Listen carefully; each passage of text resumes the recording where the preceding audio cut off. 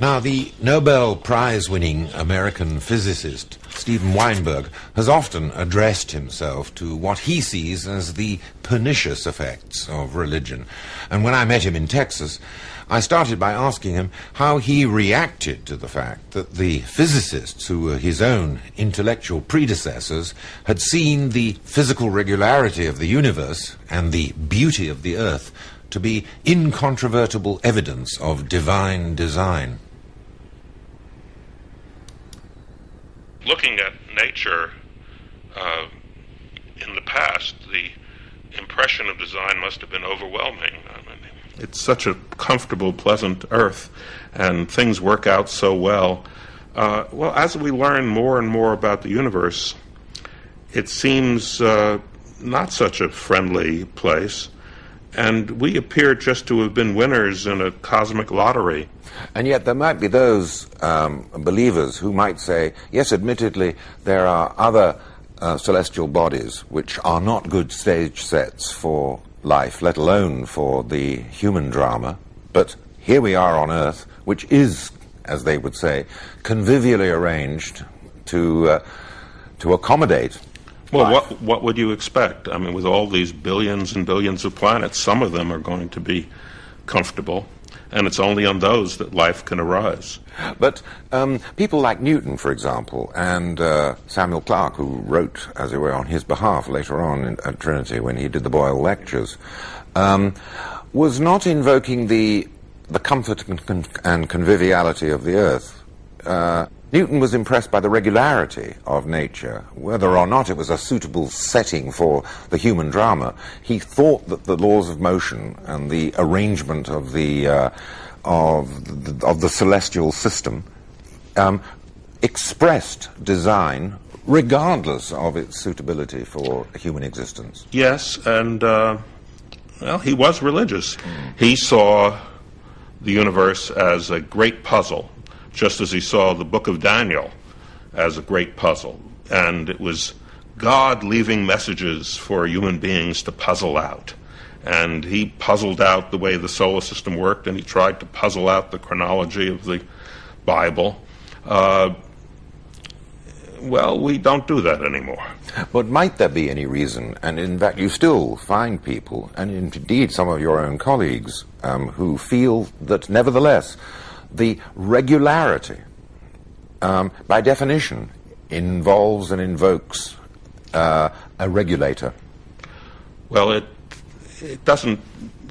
There is a mystery, I have to admit. We try to understand nature, and we ask questions, and we get answers, and then we ask more follow-up questions. Well, why is that true? And we ultimately hope to come to some set of elegant physical principles that describe everything. And when we have it, the mystery will still be there, because we'll always have to ask, why is it that theory and not some other theory? And one answer is, that is the regularity imposed on it by a spirit, a designer. But that doesn't answer anything. I mean, then you have to say, why is the designer like that? Either by a designer you have something in particular in mind, a God who is benevolent or jealous or humorous, whatever, or you have nothing in mind. If you have nothing in mind, let's not talk about it. And if you have something in mind, then the question arises, why is that true? So I don't see that having a designer puts us at rest. I think we're permanently in the tragic position of not being able to understand at the deepest possible level why things are the way they are. And we'll just have to live with that. But saying, it's a designer doesn't settle it, doesn't help. But let's say, and I'm being, as it were, the deist's advocate here, instead of the devil's advocate. Instead of the devil's advocate. Let's say that it doesn't exhibit, or doesn't answer the question of design, but if there is this insuperable mystery, might one understand how it is that people feel that in the presence of such a mystery, that they as it were, it's the thin end of some sort of theological wedge into which spirituality or an originator can be inserted. Oh, I mean, I don't feel that. I don't feel that way either. I suppose many do. I think much more likely is that people are religious because they know they're going to die, and they know their loved ones are going to die, and that's the tragedy. It's not that bothers them. It's not the tragedy of not being able to come to the final cause. It's the tragedy of knowing that your life and all the wonderful things that you can do and living and the people you love, that's all going to end. It seems to me that provides the driving force for religion much more than these philosophical wonderings about first cause.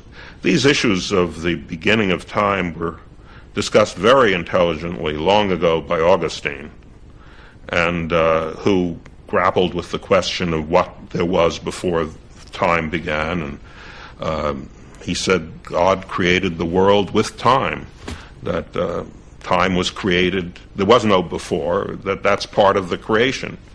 That's as good an answer as any, I guess. But it is interesting that someone like Augustine, without the benefits of quantum physics, without the benefits of Einstein, without the benefits of any of your sort of work, was able to invoke ideas such as time itself having a beginning. Yes. Well, Augustine was a very clever man, and it's wonderful, looking back over all the thousands of years of speculation about these things, that time, I think first with Galileo, became part of the ordinary